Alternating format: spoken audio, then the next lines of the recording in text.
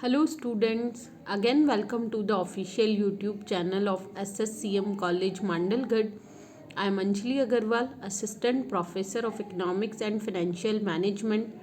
हमारा आज का टॉपिक है degrees of price elasticity of demand, या दूसरे शब्दों में हम इसे degrees of elasticity of demand भी कहते हैं। मांग की लोच की श्रेणियाँ।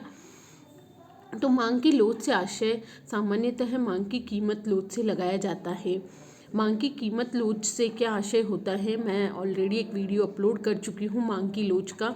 उसमें हमने अध्ययन किया था मांग की लोच से क्या आशय होता है और मांग की लोच के प्रकार। मांग की लोच के प्रकार में हमने मांग की कीमत लोच, मांग की आय लोच और मांग की आड़ी या तिरछी लोच तीनों का विस्तृत अध्ययन किया था। तो मांग की कीमत लोच से क्या आशय था कि वस्तु की कीमत में प्रतिशत परिवर्तन होने के फलस्वरूप वस्तु की मांग में जो प्रतिशत परिवर्तन होता है उससे मांग की कीमत लोच कहा जाता है। एक फॉर्मूला भी हमने पढ़ा था कि प्राइस इलास्टिसिटी का क्या फॉर्मूला था, percentage change in price. Percentage change in price, वस्तु की कीमत में कितना परिवर्तन हो रहा है और उसका इफेक्ट किस पे पड़ेगा, परसेंटेज चेंज इन डिमांड। वस्तु की कीमत में प्रतिशत परिवर्तन होने पर वस्तु की मांग में जो प्रतिशत परिवर्तन होता है उसे हम क्या कहते हैं, मांग की कीमत लोच। Percentage change in price percentage change in demand divided by percentage change in price. तो अब क्या होता है कि जब वस्तु की कीमतों का प्रभाव वस्तु की मांग पर पड़ता है तो उसको जो हम प्रतिशत के रूप में मेजरमेंट करते हैं, कैलकुलेट करते हैं, तो वह मांग की लोच कहलाती है। अब कीमत का, हर वस्तु का नेचर अलग अलग होता है। हर वस्तु की मांग कीमत का में घटने बढ़ने का प्रभाव वस्तु की मांग पर भिन्न भिन्न होता है। किसी वस्तु की कीमत बढ़ने पर उस वस्तु की मांग में बिल्कुल भी परिवर्तन नहीं होता और किसी वस्तु की कीमत में सूक्ष्म परिवर्तन होने पर भी उस वस्तु की मांग बहुत अधिक प्रभावित हो जाती है। या जितनी कीमत में परिवर्तन होता है समान रूप से वस्तु की मांग में परिवर्तन होता है। तो ऐसी विभिन्न परिस्थितियां होती है कि वस्तु की कीमतों का प्रभाव वस्तुओं की मांग पर समान रूप से नहीं पड़ता। इन्हें ही मांग की लोच की श्रेणियां कहा जाता है। इसमें मांग की लोच की 5 श्रेणियां होती है या मांग की कीमत लोच की श्रेणियां, दोनों समान है। मांग की लोच की 5 श्रेणियां हैं। फर्स्ट है पूर्णतया लोचदार मांग, परफेक्टली इलास्टिक डिमांड, यानी कि वस्तु की कीमत में बहुत सूक्ष्म परिवर्तन हो रहा है या नो चेंज इन प्राइस। वस्तु की कीमत क्या है, स्थिर है और वस्तु की मांग में बहुत अधिक परिवर्तन होते हैं, तो वह मांग की श्रेणी क्या कहलाती है, पूर्णतया लोचदार मांग। आपको बस थोड़ा सा, आपको ये जितनी भी हम 5 श्रेणियां पढ़ेंगे तो हर श्रेणी में कीमत का प्रभाव हम मांग पे देखते हैं। अब कीमत स्थिर है या कीमत में बहुत सूक्ष्म परिवर्तन है लेकिन मांग में बहुत अधिक परिवर्तन है, तो वो क्या कहलाएगी, परफेक्टली इलास्टिक डिमांड। आपको समझिए इस चीज़ को, इस कंसेप्ट को समझिए। आप रटना नहीं है। मैं बार बार आपको हर वीडियो में ये बात रिपीट करती हूँ कि इकोनॉमिक्स में रटने से कंसेप्ट क्लियर नहीं होंगे। इकोनॉमिक्स को हम जितना समझ के और उसको रीड करेंगे तो उतने ही हमारे कंसेप्ट क्लियर होंगे। आपको कभी भी कोई भी पूछ ले कि भाई परफेक्टली इलास्टिक डिमांड क्या होता है, तो आप इजीली बता पाएंगे कि आपको बस ये ध्यान रखना, परफेक्टली इलास्टिक यानी पूर्णतः लोचदार, यानी मांग में बहुत अधिक परिवर्तन हो रहा है और कीमत में सूक्ष्म या न के बराबर परिवर्तन है। तो देखिए यहाँ पे, जब वस्तु की कीमत में परिवर्तन नहीं होने अथवा अत्यंत सूक्ष्म परिवर्तन होने पर मांग में बहुत अधिक कमी या वृद्धि हो जाती है तो उस वस्तु की मांग को पूर्णतया लोचदार मांग कहा जाता है। आपको जो मांग की लोच की श्रेणियों का रेखा चित्र भी बनाना रहेगा, तो हमेशा जो हमारा मांग वक्र वाला ही डायग्राम है, इधर एक्स एक्स पर क्या आ जाएगी, वस्तु की मांगी जाने वाली मात्रा, क्वांटिटी, डिमांड, और वाई एक्स पर वस्तु की कीमत है। अब यहाँ कीमत स्थिर है, प्राइस आप यहाँ देखिए, प्राइस स्थिर है, ये आपका क्या है, डिमांड कर्व है। ED equals to infinite. आप जब इलास्टिसिटी ऑफ डिमांड कैलकुलेट करेंगे, अब यहाँ आएगा परसेंटेज चेंज इन प्राइस, तो प्राइस में कोई चेंज नहीं हो रहा है, जीरो आ जाएगा।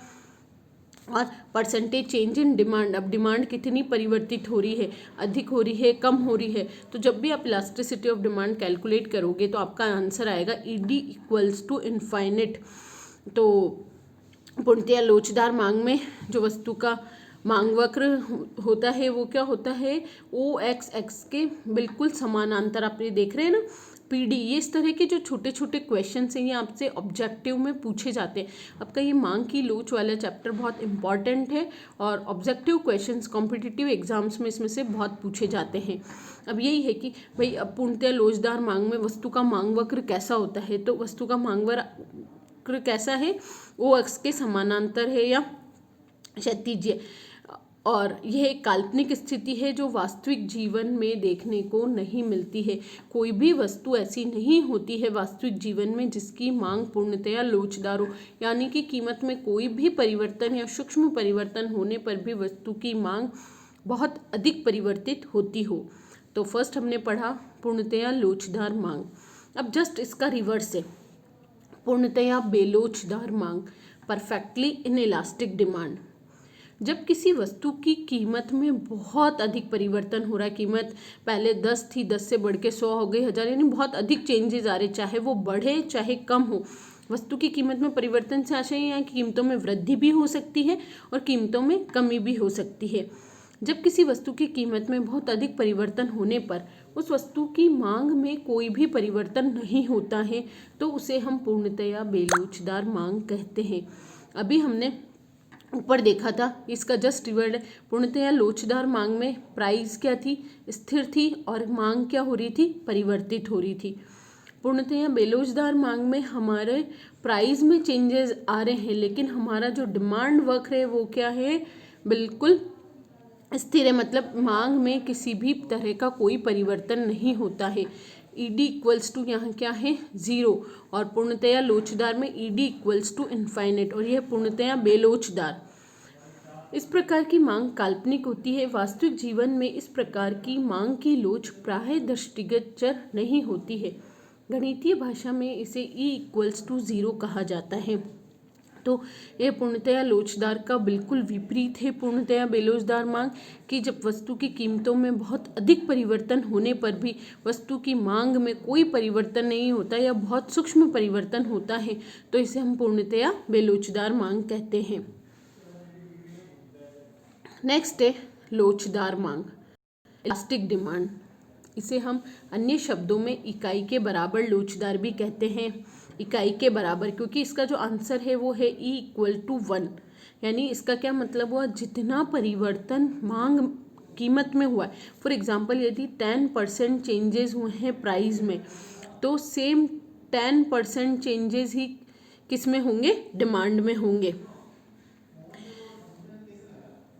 पूर्णतया लोचदार पढ़ा, पूर्णतया बेलोचदार, और अब है लोचदार। इसे हम इकाई के बराबर भी कहते हैं। इसका यही मतलब है कि यदि 10% चेंजेस प्राइस में हुए हैं तो सेम 10% चेंजेस आपके किस में होंगे, डिमांड में। दोनों में समान परिवर्तन होगा।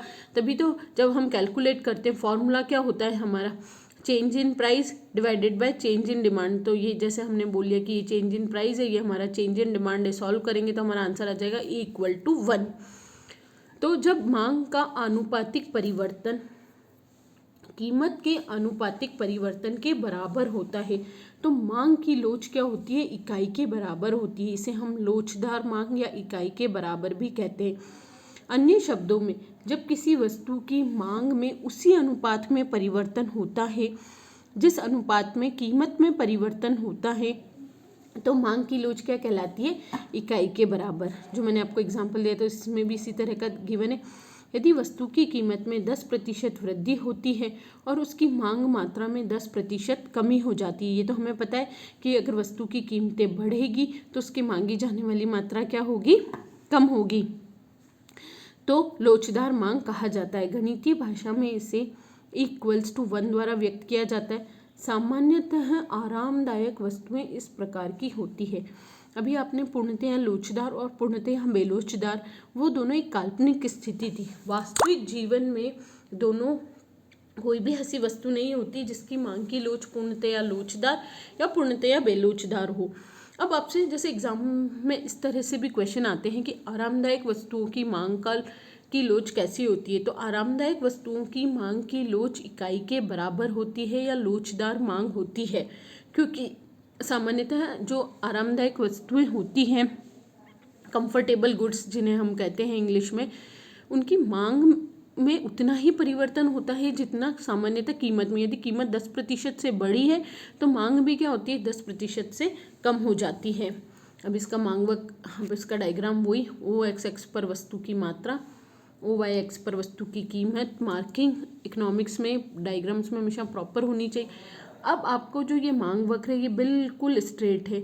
अब हम जब डायग्राम बनाएंगे, हम वैसे डायग्राम कोई मेजरमेंट करके हमें नहीं बनाना होता, लेकिन हमें इतना सा ध्यान रखना है कि जो P और P1 का अंतर है और Q1 का अंतर है, दोनों समान हो। क्योंकि इकाई के बराबर लोच में अभी हमने यही अध्ययन किया है कि जितना वस्तु की कीमत में परिवर्तन होता है, समान परिवर्तन किसमें होता है, वस्तु की मांगी जाने वाली मात्रा में।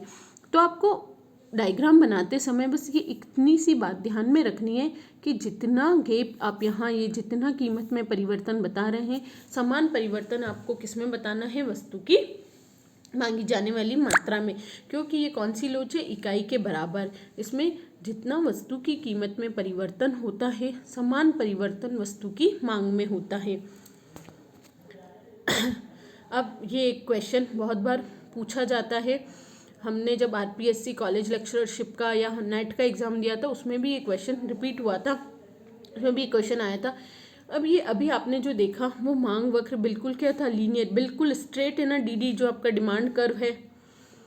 अब जब डिमांड कर्व रेक्टेंगुलर हाइपरबोला, इसे हम बोलते हैं इंग्लिश में आयताकार वक्र, हाइपरबोला, यानी जब आपका मांग वक्र थोड़ा सा कर्व हो, डीडी, तो इस तरह के मांग वक्र के प्रत्येक बिंदु पर मांग की लोच क्या होती है, इकाई के बराबर। चाहे आप आर पे मेज़र कर ले, चाहे R1 पे मेज़र कर ले, मांग की लोच E=1 ही होगी। और इस तरह का जब मांग वक्र होता है तो केवल मिड पॉइंट पर मांग की लोच क्या होगी, इकाई के बराबर होगी। मांग वक्र के प्रत्येक बिंदु पर मांग की लोच इकाई के बराबर नहीं होती। यदि हम ऐसा मांग वक्र दर्शाना चाहे जिसके अंतर्गत सभी बिंदुओं पर मांग की लोच इकाई हो, तो वह वक्र आयताकार हाइपरबोला कहलाता है। एग्जाम में इस तरह से क्वेश्चन आता है कि कौन से वक्र पर मांग की लोच प्रत्येक बिंदु पर इकाई के बराबर होती, तो उस वक्र का नाम है आयताकार वक्र हाइपरबोला, या इंग्लिश में बोला जाता है रेक्टेंगुलर हाइपरबोला। नेक्स्ट है आपका फोर्थ, अभी हम 3 पढ़ चुके हैं, पूर्णतया लोचदार, पूर्णतया बेलोचदार और इकाई के बराबर, या जिसे हम लोचदार मांग भी कहते हैं। नेक्स्ट है आपका अत्यधिक लोचदार मांग। जैसे कि नाम से समझ में आना, अत्यधिक लोचदार यानी मांग पर प्रभाव क्या होगा, अधिक होगा। कीमत में परिवर्तन, जब कीमत में प्रतिशत परिवर्तन की तुलना में मांग में प्रतिशत परिवर्तन अधिक होता है तो उसे हम क्या कहते हैं, अत्यधिक लोचदार मांग। यहाँ जैसे एग्जाम्पल दिया हुआ है, वस्तु की कीमत तो 10% से कम हुई, जो प्राइस थी आपके कमोडिटी की वो डिक्रीज हुई 10% से, लेकिन जो वस्तु की मांग है, डिमांड, वो क्या हुआ, 25% से इंक्रीज हो गई। यही है, कीमतें कम होगी तो मांग क्या होगी, बढ़ेगी। अभी हमने जो पिछला देखा इकाई के बराबर, उनमें दोनों 10% थे। अब यह है कि जब वस्तु की कीमतों में परिवर्तन कम हो और वस्तु की मांग में परिवर्तन अधिक हो तो वो क्या कहलाता है, इकाई से अधिक या अत्यधिक लोचदार मांग। आपको केवल नाम से अत्यधिक लोचदार है, यानी कीमत में परिवर्तन कम है और मांग में प्रतिशत परिवर्तन अधिक है, ऐसी वस्तुओं की मांग अधिक लोचदार कही जाती है। तो इसमें E= क्या आएगा, ग्रेटर देन 1। ये जो साइन है हम ग्रेटर देन का बोलते हैं, E= ग्रेटर देन 1। सामान्यतः जो आरामदायक वस्तुएं थी वो किस श्रेणी में आती थी, इकाई के बराबर या लोचदार मांग में। अब जो विलासितापूर्ण वस्तुएं होती है, जो लग्जीरियस गुड्स होते हैं, उन वस्तुओं की प्रकृति ऐसी होती है, यानी उनकी मांग कीमत में थोड़ा सा भी परिवर्तन आ जाता है तो उनकी मांग क्या होती है, बहुत अधिक प्रभावित होती है। तो ऐसी वस्तुएं क्या कहलाती है, विलासितापूर्ण वस्तुएं। आपको किसी विलासिता, जैसे डायमंड है, गोल्ड, वो ऐसी किसी विलासितापूर्ण वस्तुओं का नाम देकर भी कि भाई इन वस्तुओं की मांग कैसी होती है या इन वस्तुओं की मांग की लोच क्या होती है, तो इकाई से अधिक होती है। इकाई से अधिक होती है। अब जब हम डायग्राम बनाएंगे तो वही OXX पर वस्तु की मात्रा, OYX पर वस्तु की कीमत। अब आप यहाँ देखिए, कीमत में परिवर्तन कम है और वस्तु की मांगी जाने वाली मात्रा में, यानी यहाँ कीमत में 10% चेंजेस हुए थे और वस्तु की मांग में कितना 25%। ये तो डायग्राम बनाते समय आप लोग रफली जब डायग्राम बनाते हैं तो इस बात का ध्यान नहीं रखते हैं। तो ये इम्पॉर्टेंट है कि इन दोनों का आपको गैप बराबर है, इकाई के बराबर है तो इक्वल है, और इकाई से अधिक है तो मांग का जो गैप होगा, देखिए यहाँ कीमत में परिवर्तन कम है और मांगी जाने वाली मात्रा में परिवर्तन अधिक है। तो ये इसी तरह से डायग्राम बनेंगे और इसमें कोई भी मैथमेटिकल कंसेप्ट नहीं है कि हमें कोई मेजरमेंट करके डायग्राम बनाने हैं। जब आप मांग वक्र को थोड़ा सा इस तरह से तिरछा बनाएंगे तो ये कहलाता है अत्यधिक लोचदार मांग। क्या हुआ, जब वस्तु की कीमत में अत्यधिक लोचदार मांग, इसमें आपको मांग वक्र जो बनेगा वो इस तरह से बनेगा थोड़ा सा, तो ये गैप अपने आप आ जाएगा, यहाँ पे कम गैप आएगा और यहाँ पर गैप अधिक आ जाएगा। इस बात का हमें ध्यान रखना है। नेक्स्ट है लास्ट, लोचदार मांग इन इलास्टिक डिमांड। तो हमने कौन कौन सा पढ़ा, अत्यधिक लोचदार मांग, इकाई के बराबर और बेलोचदार मांग। बेलोचदार मांग को हम इकाई से कम भी बोल सकते हैं, इकाई से कम या बेलोचदार मांग दोनों एक ही है। अब बेलोचदार मांग का क्या आशय हुआ कि जब वस्तु की कीमत में परिवर्तन अधिक हो और वस्तु की मांगी जाने वाली मात्रा में परिवर्तन कम हो। ये देखिए, जब मांग का आनुपातिक परिवर्तन उस वस्तु की कीमत के आनुपातिक परिवर्तन से कम होता है तो इस स्थिति को बेलोच मांग कहते हैं। जब वस्तु की कीमत में तो 25% की कमी हो गई, वस्तुओं की कीमतें 25% डाउन हो गई, लेकिन अब जब वस्तु की कीमतें कम हुई तो उसकी मांग बढ़नी चाहिए, लेकिन मांग में केवल 5% की वृद्धि हुई है, तो हम इसे इकाई से कम या बेलोचदार मांग कहते हैं। गणितीय रूप में इसे E<1 द्वारा व्यक्त किया जाता है। अब इसमें जो वस्तुएं आती है वह कौन सी होती है, अनिवार्य वस्तुएं। अब वापस रिपीट करें कि आरामदायक वस्तुएं किस में आती है, इकाई के बराबर, या हम बोले लोचदार मांग में। अत्यधिक लोचदार मांग में विलासितापूर्ण वस्तुएं, और बेलोचदार पूर्णतया शब्द नहीं है, ओनली बेलोचदार है, या इसे हम बोलते हैं इसे कम। पूर्णतया बेलोचदार मांग और बेलोचदार मांग दोनों अलग अलग श्रेणियां हैं। अगर पूर्णतया वर्ड लग चुका है परफेक्टली तो वहाँ डिमांड में कोई भी चेंज नहीं होगा, और बेलोचदार मांग में डिमांड में परिवर्तन होगा लेकिन जितना कीमत में परिवर्तन हुआ है उससे कम होगा।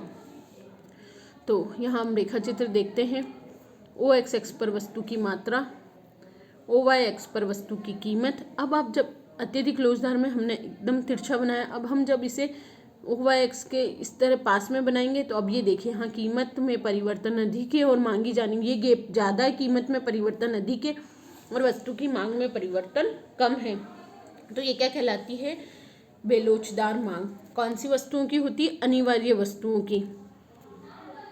अब इनको संयुक्त रूप से व्यक्त किया है, तो अब इसमें हम एक साथ समझते हैं। ये E0 वाला कौन सा है, पूर्णतया बेलोचदार, मांग में कोई भी परिवर्तन नहीं है, पूर्णतया लोचदार, कीमत स्थिर है लेकिन मांग में परिवर्तन है। ये तो दो काल्पनिक स्थिति हो गई, ये पूर्णतया बेलोचदार, ये पूर्णतया लोचदार। अब आती है 3 श्रेणियां, इकाई के बराबर, इकाई से कम और इकाई से अधिक। या हम बोले कि लोचदार मांग, अत्यधिक लोचदार मांग और बेलोचदार मांग। अगर बिल्कुल सेंटर में बनाएंगे, जितना कीमत में अंतर दर्शाना है उतना ही मांगी जाए, तो वो होगा =1, =1 यानी आपको इस तरह तिरछा बनाना, और =1 यानी आपको इसके बराबर बनाना है।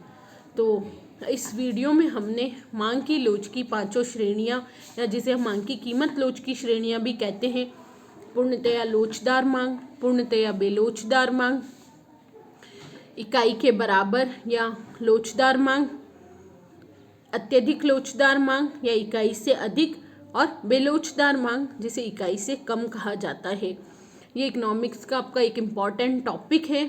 इसमें से 20 मार्क्स का, 4 मार्क्स का, 2 मार्क्स का, और इन फ्यूचर कॉम्पिटिटिव एग्जाम्स में भी क्वेश्चन आते हैं। तो इस वीडियो से रिलेटेड यदि आपकी कोई भी क्वेरी है तो आप मुझे यूट्यूब कमेंट बॉक्स या व्हाट्सएप ग्रुप पर पूछ सकते हैं। Stay home, stay safe.